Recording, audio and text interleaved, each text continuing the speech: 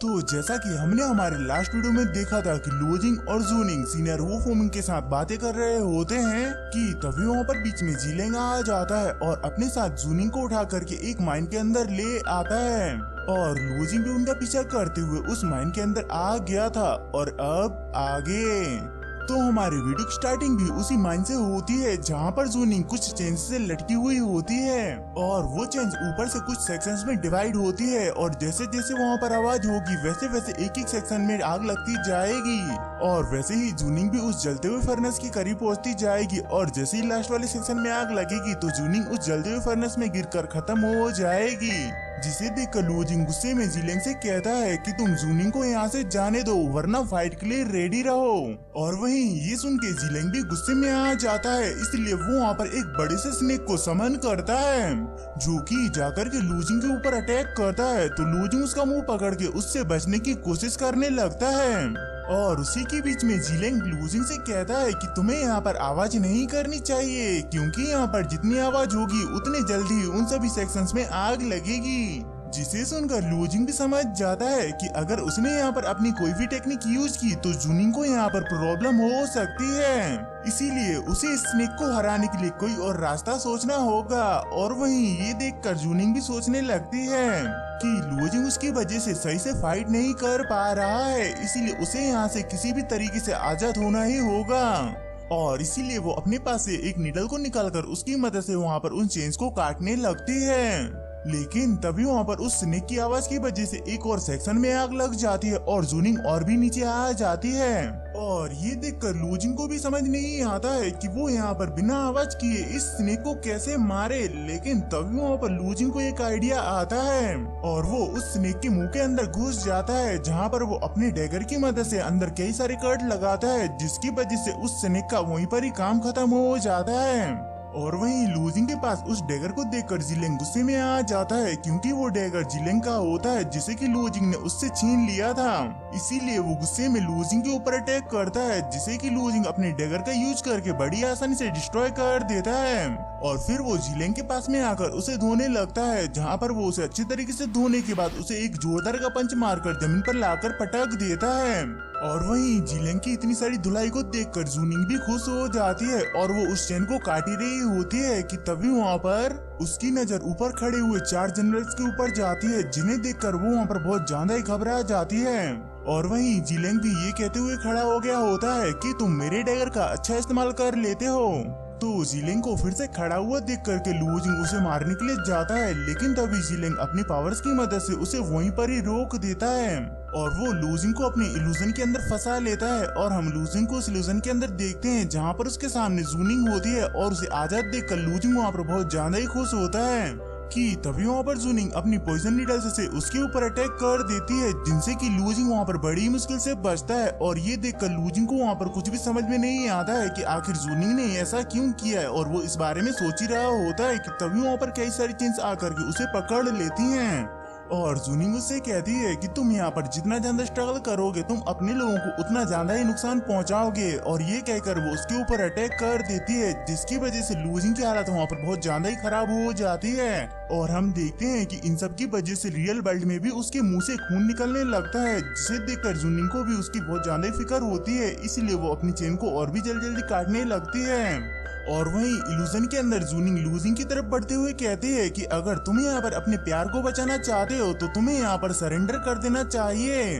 तो उसकी इस बात को सुनकर लूजिंग भी समझ जाता है कि ये और कोई नहीं बल्कि जीलेंग है, इसलिए उसका हाथ पकड़ लेता है, जिसे देखकर जीलेंग वहाँ पर बहुत ज्यादा ही शौक होता है। और वहीं लूजिंग अपनी पावर्स की मदद से उन सभी चेन्स को तोड़ देता है, जिसके बाद वो जल्दी से जीलेंग के ऊपर अटैक करता है और उस अटैक की वजह से जीलेंग को अपना पास्ट दिखाई देने लगता है, जिसमें कि डीमंस ने उसकी फैमिली को खत्म कर दिया था और इन सब की वजह से उसका कंट्रोल भी उस इल्यूजन वर्ल्ड से छूट जाता है, इसीलिए वो इल्यूजन भी वहाँ पर खत्म हो जाता है। और उस इल्यूजन के खत्म होते ही लूजिंग भी बड़ी स्पीड में जाकर के जीलेंग को एक जोरदार का पंच देता है, जिसकी इम्पैक्ट की वजह से जीलेंग पीछे जाकर गिरता है और इससे निकलने वाली आवाज की वजह से वहाँ पर बचे हुए लास्ट सेक्शन की भी सारी चेन्स टूट जाती हैं। और उसी समय पर जॉनिंग भी अपने हाथ की चेन्स खोल लेती है, लेकिन वो वहाँ पर खुद को संभाल नहीं पाती है और उस जलते हुए फर्नेस के अंदर गिरने लगती है। तो उसे गिरता हुआ देख करके लूजिंग बड़ी स्पीड में जाकर के वहाँ पर जाओनिंग को उस फर्नेस के अंदर गिरने से बचा लेता है। लेकिन हम देखते हैं कि वहाँ पर किसी तरीके का ट्रैप लगा हुआ होता है और वो ट्रैप एक्टिवेट होते ही वहाँ पर कई सारी न्यूक्लियर चेंज उन दोनों की तरफ बढ़ने लगती हैं, जिन्हें देख करके लूजिंग जाओनिंग की जान बचाने के लिए उसे वहाँ पर खुद से दूर फेंक देता है, जिसकी वजह से वो वहाँ पर जूनिंग को तो बचा लेता है लेकिन वो वहाँ पर खुद को नहीं बचा पाता है और वो सभी न्यूक्लियर चेंज लूजिंग के अंदर घुस जाती हैं, जिसकी वजह से लूजिंग को वहाँ पर बहुत ज्यादा ही पेन होता है और उसकी इस हालत को देखकर जूनिंग जोरों से लूजिंग का नाम चिल्लाती है। लेकिन अब लूजिंग की हालत इतनी ज्यादा खराब होती है कि वो वहाँ पर कुछ भी नहीं बोल पाता है और उन सभी चेंज से लटका हुआ होता है, जिसके साथ ही में हमारा ये वीडियो यहीं पर ही खत्म होता है। और हाँ, जाने से पहले एक बात और, अगर आप इस चैनल पर नए हो और अगर आपने इसके पिछले वीडियोस नहीं देखे तो जाकर उन्हें भी देख लीजिएगा, आप सभी को बहुत ज्यादा ही मजा आएगा। और बाकी का तो आप सभी को पता है कि आप सभी को क्या करना है, इसीलिए मिलते हैं अपने नेक्स्ट वीडियो में। Bye bye.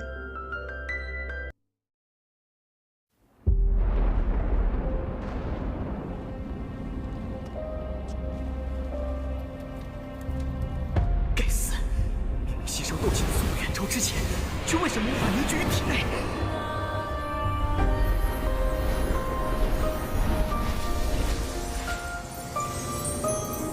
小娃娃，看来你需要帮助啊！你到底是谁？你一直藏在我的戒指里。我名为不是，解这种功法，你为什么一直都不传给我？药老，吸你3年斗之气，老夫也是迫不得已。老家伙，你可知道你吸收我的斗之气给我带来了多少屈辱吗？小娃娃，你想变强，想受到别人的尊重吗？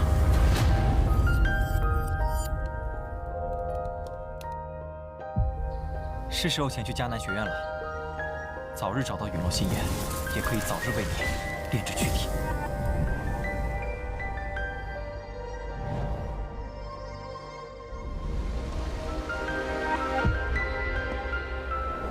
我知道萧炎哥哥一定会来的。黄阶2班，萧炎。从今天起，你的麻烦将会络绎不绝。只要有实力，猎物与猎人的位置随时都能调换。我希望我们这支新生势力能像磐石一样屹立在内院强者之列。陨落心炎的本体。还忘了告诉你，那个什么强榜第1名就是我。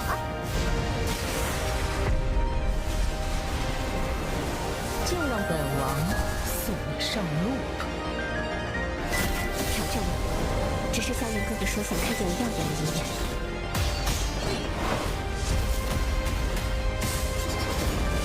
强往前10的名额，我萧炎要定了。萧炎少爷，小姐该回家了。薰儿，等着我，我会去找你的。不管你背后势力是如何庞大与恐怖，你是我的。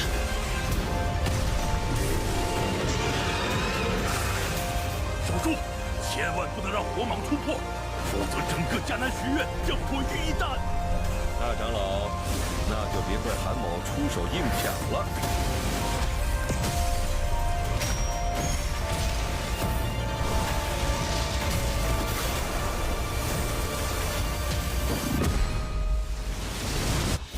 老师，放心吧，清理门户的事情交给我来做。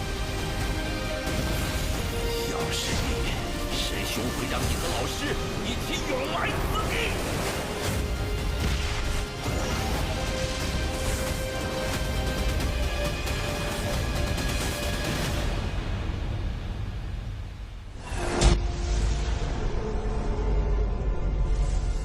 想不到，猎人成了猎物，却是没能杀了那韩放。老师，对不住了，这些连累您了。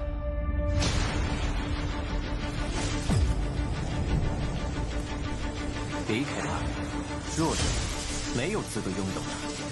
是这样的话，就乖乖交出火蟒，否则一会儿你们就只能爬着进内院。该死的！既然这样，那留你还有何用？若是当年不与那人硬然定上了3年之约，恐怕也不会让这个家族亲人失散。兄儿，你要走？一旦被他们锁定了位置，我们俩都会性命堪忧。所有的隐忍，只为了这一天，我已经等待了太久。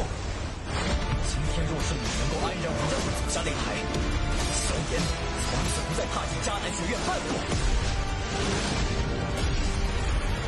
他迟早会发现的。既然如此，就给他一个惊喜吧。今天，他不会让你们两人彻底的闭上嘴。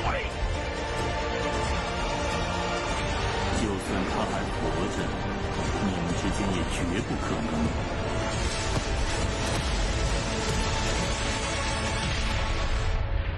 加玛帝国云岚宗，萧炎回来了。